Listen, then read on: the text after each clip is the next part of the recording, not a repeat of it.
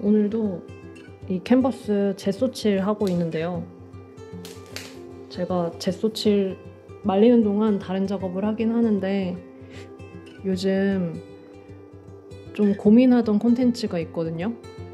제가 나름 책 읽는 게 취미인데 이런 말 하면은 되게 이상하게 생각하시는 분들이 있던데 솔직하게 말하면 저는 책 읽는 게 취미라기보단 책을 모으는 게 취미에 가까운 것 같아요. 요즘은 읽는 것보다 사는 속도가 더 빨라서.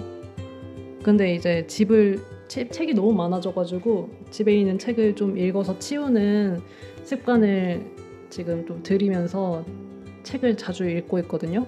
그래서 제가 원래는 책 소개도 종종 하고 했는데 요즘 바빠서 책을 못 읽어가지고 그런 걸 못 하다가 최근에 그래도 책을 좀 읽을 시간을 냈어요. 그래서 책을 원래는 읽고 나서 그 어플이 있거든요. 책 내용을 이제 발췌해서 이렇게 기록으로 남길 수 있는 어플이 있는데 제가 그거를 사용을 원래는 했어요. 근데 그거를 사용해도 나중에 다시 열어볼 일이 잘 없잖아요.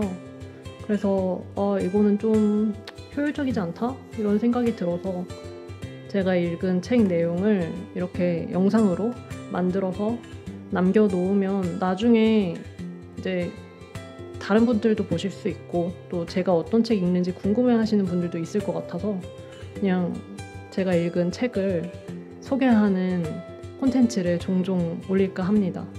그래서 오늘 가져온 책은 제가 시를 좀 읽거든요. 박세랑 시인의 뚱한 펭귄처럼 걸어가다 장대비 맞았어, 이런 책이에요. 저는 그 문학동네 시인선으로 나오는 책들, 시집들이 되게 좋은 게 많더라고요. 제가 문학을 사실 많이 안 읽는 편이에요. 장편 소설이나 대하 소설 같은 거는 학창 시절에 많이 읽었었는데 그렇게 호흡이 긴 내용을 진짜 막 그 박경리의 토지 같은 경우는 가계도를 막 그리면서 진짜 오타쿠처럼 읽고 막 그랬었는데 이제 작업에 관련된 책을 읽어야 되다 보니까 철학이나 사회과학 위주로 책을 읽고 있거든요. 그리고 철학책을 좋아해요. 그래서 공부를 하기 위해서 책을 읽다 보니까 문학은 좀 소홀하게 되는 면이 있더라고요. 그래서 읽긴 읽어야 되는데 그래서 짜낸 묘수가 시를 읽자. 시 한 편은 소설만큼의 이야기가 있잖아요.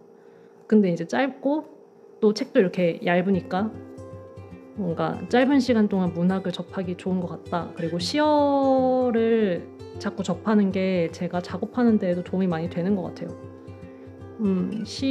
시어를 보면은 정말 어떻게 이런 생각을 했을까, 어떻게 이렇게 절묘하게 이런 시어를 배치했을까 이런 생각을 하게 되거든요. 그런 부분이 뭔가 미술하고도 많이 닿아 있어서 배우는 점이 많은 것 같습니다. 뭐 그냥 각설하고 이 책을 소개하는 거를 저작권이나 이런 쪽으로 조사를 해보니까 한 시집에 시를 한 편까지만 소개를 할 수 있더라고요. 저는 사실 이 시집에서 되게 마음에 들었던 시가 거의 한 10편 가까이 됐었는데 그리고 그랬는데 그렇게 하면은 저작권에 위배되기 때문에 그렇게 할 수 없다고 해서 시 한 편만 소개하고 잠깐 이 시집과 시인에 대한 얘기 해보도록 하겠습니다. 제가 고른 시는 마녀의 거울이라는 시예요. 마녀의 거울. 오늘은 입술이 귀에 걸린 약속이 있지. 옆집 할머니한테 물려받은 것까지 내 얼굴은 80개가 넘는데 표정 관리는 어느 뷰티숍에 맡길까? 소풍 가기 딱 좋은 날씨인데.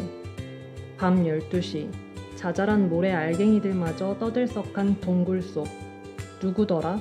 풍선껌처럼 실컷 부풀려 씹어대다 바닥에 찍찍. 내 가슴 뱉어놓고 저 혼자 달아난 게. 청문회를 열자마자 손톱 자국이 2차 함수 포물선을 그리며 타내려오고 홍수가 나면 이 세상 짝이 없는 것들은 방주에 올라탈 수 없다는데 추락하는 날 봐.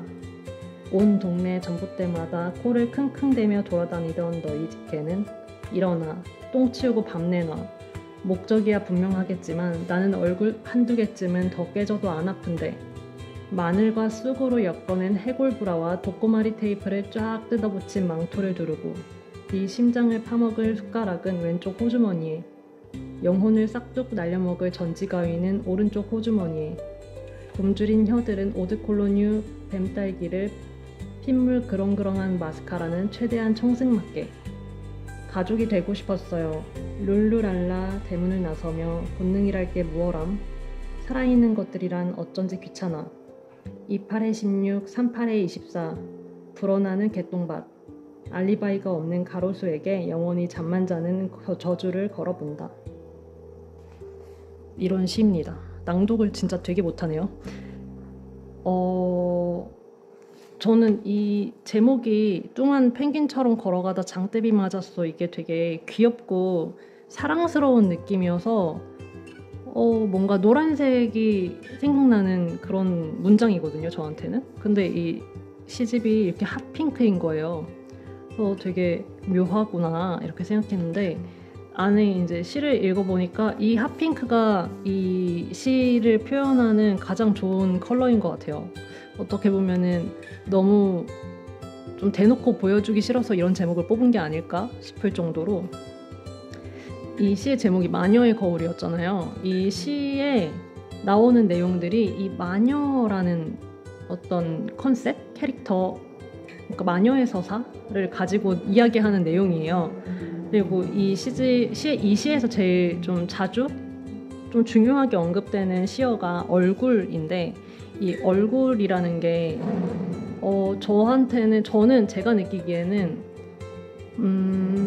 젊은 여성에게 요구되는 어떤 감정 노동, 그런 것들이 떠올랐어요. 뭔가 웃고 싶지 않은데도 웃어야 되고, 친절하고 싶지 않은데도 친절해야 되는 경우가 있잖아요. 특히 젊은 감정 노동하는 분들에게는 그런 것들이 요구되지 않나. 근데 그게 좀 뭔가 슬픈 느낌이 들어서, 이 시를 쓴 작가는, 그러니까 시인은 아마도 20대 여성이지 않을까 이렇게 생각을 했는데, 실제로 20대 여성이더라고요. 뭔가 제가 20대 때 느꼈던 그런 감정들을 꼭 집어내는 듯한 그런 표현이 많아서 정체를 맞힐 수 있었던 것 같습니다. 그리고 이 마녀에 대한 이야기가 되게 재밌었어요. 만화책 나나에서, 나나라는 만화책 혹시 읽으신 분 있을지 모르겠는데, 거기 굉장히 퇴폐적인 매력이 있는 캐릭터가 나오거든요. 그 나나 속 주인공이 떠오르기도 했고, 왠지 모르겠지만 가수 자우림의 그 김유나 보컬님이 되게 마녀 이미지잖아요. 굉장히 신비로운 마녀. 이제 물론 거기는 컨셉이 보라색인데, 뭔가 이쪽은 좀 붉은 마녀, 검붉은 그런 마녀가 떠오르는 그런 이미지를 많이 받았습니다. 그래서 굶주린 혀들은 오드콜로뉴 뱀딸기를, 핏물 그렁그렁한 마스카라는 최대한 청승맞게, 이런 것들이 뭐랄까 좀 약간 퇴폐적인 매력이 있는 느낌이었어요. 야하진 않아요. 야한 느낌은 아니고, 그리고 다른 시들을 읽다 보면 굉장히 발칙하게 느껴지는 시들이 많더라고요. 뭔가 화장을 되게 진하게 하고 멋대로 옷을 입은 20대 여성이 자기 스스로를 마녀라고 지칭하면서 이야기하는 것 같다는 그런 인상을 받았습니다. 그래서 근데 읽다 보면 좀 많이 슬프기도 해요. 뭐 데이트 폭력이나 이런 것들을 다루기도 하고, 그냥 되게 예쁜 아가씨 같은 그런 얼굴로 너무 슬프고 아픈 이야기들을 툭툭 내뱉는 그런 시들도 많아서 많이 공감하면서 읽었습니다. 사실 20대에는 청춘이다, 뭐 좋은 나이다 라고 하지만, 저는 지금 30대 후반인데요. 중후반인데 20대 때를 생각하면 사실 좋지만은 않거든요. 어려운 일도 많았고 그랬던 것 같아요. 그래서 그런 20대 때 겪었던 고통과 슬픔, 이런 것들을 떠올리면서 읽을 수 있는 시였습니다. 제가 지금 읽어놓은 책들이 여러 권 있는데, 그냥 중간중간 이렇게 작업하다가 시간 뜰 때마다 소개를 해볼까 해요. 누가 좋아할까 싶지만 사실 미술에도 관심이 없고 책 읽는 거에도 관심이 없는데 미술 작가가 책 읽는 거에 누가 관심이 있을까요? 저도 그런 생각은 하는데 뭐 절 위해서 또 기록을 남기는 거니까 네, 그렇습니다. 다 마른 것 같고요. 이제 다음번 책은 아마 읽고 있던 다른 책들 소개를 할 수 있을 것 같아요. 오늘은 여기서 마무리하고 다음번에 또 소개하겠습니다. 오늘 읽은 책은 문학동네 시인선 박세랑 시집 뚱한 펭귄처럼 걸어가다 장대비 맞았어 였습니다. 문학동네 책이에요. 이렇게 표지가 꼭 나와야 된다고 하더라고요. 안녕.